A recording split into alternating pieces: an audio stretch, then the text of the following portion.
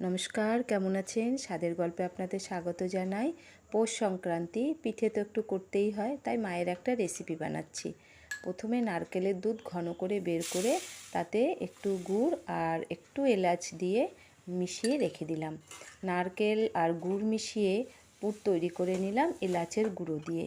এরপর কড়াইতে 2 কাপ জল আর 1 কাপ দুধ, আপনি দুধের জায়গায় জলও নিতে পারেন, আর একটু নুন আর 2 চামচ চিনি মিশিয়ে 2 কাপ চালের গুঁড়ো আর 2 চামচ সুজিটা দিলে পিঠেটা একটু নরম হয়। সমস্ত কিছু মিশিয়ে আটা তৈরি করে নিলাম। থালায় ঘি মাখিয়ে আটাটা ভালো করে মেখে নেব।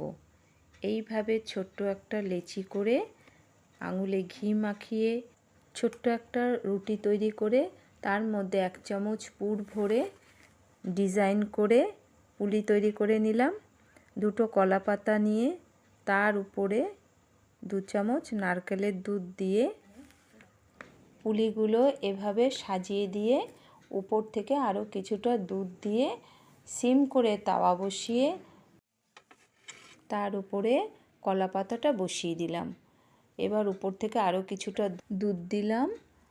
দুধটা শুকিয়ে এলে এভাবে উল্টে দিতে হবে। উল্টে আবার উপর থেকে দুধ ছড়িয়ে দিয়ে 1-2 মিনিট রেখে আমাদের কলা পাতায় পুলি রেডি হয়ে গেছে।